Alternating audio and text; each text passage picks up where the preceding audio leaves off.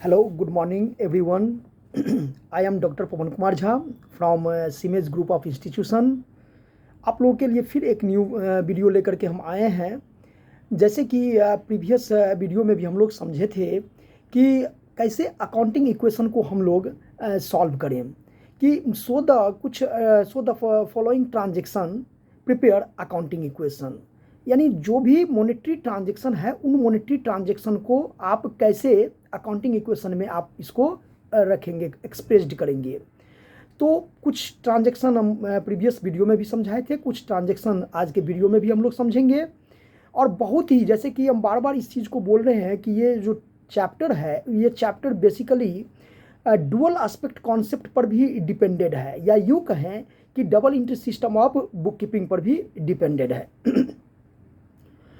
अब यहाँ पर यह समझना है कि double entry system of book keeping क्या कहता है या डुअल एस्पेक्ट कॉन्सेप्ट क्या कहता है। तो डुअल एस्पेक्ट कॉन्सेप्ट या double entry system of book keeping मुझे ये कहता है, ये समझाता है कि जितने भी मॉनेटरी ट्रांजेक्शन है, जितने भी बिजनेस ट्रांजेक्शन है, जितने भी फिनेंशियल ट्रांजेक्शन है, उन सभी ट्रांजेक्शनों का इफेक्ट जो है सो दो साइड पर पड़ता है, दो अकाउंट पर पड़ता है। अगर one account is debited then another account is credited.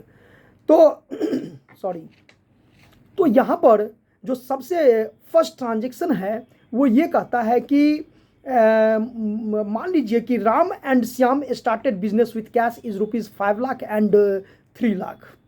अब यहाँ एक पार्टनरशिप का पार्टनरशिप बिजनेस हो गया कि राम और श्याम जो है सो दो पर्सन है और दोनों पर्सनों के द्वारा एक बिजनेस को ऑपरेट किया जा रहा है। तो दोनों ने बिजनेस में पैसा क्या किया, इन्वेस्ट किया।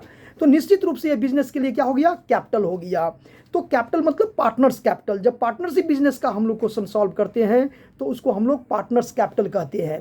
तो राम और श्याम दोनों ने बिजनेस को पैसा दिया, यानी 5 लाख और 3 लाख रुपया दिया। इसका मतलब ये हुआ कि बिजनेस में यानी पार्टनरशिप बिजनेस में यानी फर्म में टोटल पैसा कितना आ रहा है, 8 लाख रुपया। तो 8 लाख रुपया से कैपिटल इंक्रीज हो जाएगा और 8 लाख रुपया से आपका कैश भी क्या हो जाएगा, लेफ्ट हैंड साइड आपको कैश इंडिकेट करता है और राइट हैंड साइड आपका एसेट्स, राइट हैंड साइड आपको कैपिटल और लायबिलिटी इंडिकेट करता है। तो हम क्या समझें कि अगर कोई बिजनेस, अगर पार्टनरशिप बिजनेस है, पार्टनरों के द्वारा स्टार्ट किया जा रहा है, तो उन पार्टनरों के द्वारा जो भी अमाउंट इन्वेस्ट किया गया वही अमाउंट उस फर्म के लिए कैपिटल कहलाया। तो 8 लाख रुपया कैपिटल हो जाएगा और 8 लाख रुपया से क्या हो जाएगा, कैश हो जाएगा। तो मुझे समझ में आएगा कि बोथ साइड आर इक्वल, यानी assets equal to capital plus liability. Second transaction ये कह रहा है कि अगर मान लो कि purchase goods from mister x.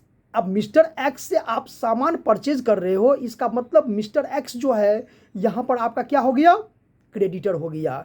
और उन क्रेडिटरों को मुझे क्या करना है, पेमेंट करना है, क्योंकि creditor is the part of क्या, एक्सटर्नल लायबिलिटीज़। ये बिजनेस का जो होता है वो एक्सटर्नल लायबिलिटी होता है और इसको with in one accounting year में क्या करना पड़ता है, क्लोज करना पड़ता है। तो एक बिजनेस में क्या हो गया, मेरे पास में क्रेडिटर इंक्रीज हुआ और दूसरी तरफ लेफ्ट हैंड साइड में आपका क्या हो गया, चूंकि सामान परचेज कर रहे हैं यानी ये गुड्स को अफेक्ट करेगा, यानी goods increases left hand side में और राइट हैंड साइड में क्रेडिटर इंक्रीजेज। तो both side are equal. Next another transaction आपको ये कह रहा है कि अगर मान लीजिए कि सोल्ड गुड्स टू जेड। अब जेड को सामान बेच रहे हैं तो जेड तो यहाँ पर डेटर हो जाएगा। हम लोग सभी कोई जानते हैं इस चीज़ को कि जब कभी भी सामान परचेज करते हैं तो क्रेडिटर अकाउंट्स ओपन होता है क्रेडिट परचेज में, और जब क्रेडिट सेल करते हैं तो वहाँ पर आपको डेटर अकाउंट ओपन होता है। तो अगर किसी पर्सन को सामान बेचें तो उससे मुझे with in one accounting year में पैसा क्या करना है, कलेक्ट करना है। तो जिस पर्सन से मनी कलेक्ट करते हैं वो पर्सन ही उस बिजनेस के लिए डेटर कहलाता है, और जिस पर्सन को with in one accounting year payment करना है तो वो पर्सन ही उस बिजनेस के लिए क्रेडिटर कहलाता है। तो सोल्ड गुड्स टू कुछ भी नाम यहाँ पर रहेगा, लेकिन हाँ याद रहे कि इसमें कैश नहीं लिखा हुआ है, ठीक है, क्योंकि अगर कैश लिखा हुआ होगा तब तो वो कैश ट्रांजैक्शन होगा, वो क्रेडिट ट्रांजैक्शन होगा ही नहीं। और जब क्रेडिट ट्रांजैक्शन नहीं होगा तो उसमें ना तो डेटर का सवाल आएगा और ना ही क्रेडिटर का सवाल आएगा। तो sold goods to Z is ₹3000, it means Z is called a debtor. वो जेड क्या हो गया उस बिजनेस के लिए, डेटर हो गया। तो यानी डेटर अकाउंट इंक्रीज हो जाएगा और दूसरी तरफ स्टॉक क्या हो जाएगा, डिक्रीज हो जाएगा। तो जब कभी भी कोई भी सामान हम उधार पर बेचते हैं, क्रेडिट सेल करते हैं, तो उस केस में दो अकाउंट अफेक्टेड होता है, एक तो स्टॉक और दूसरा क्या, डेटर।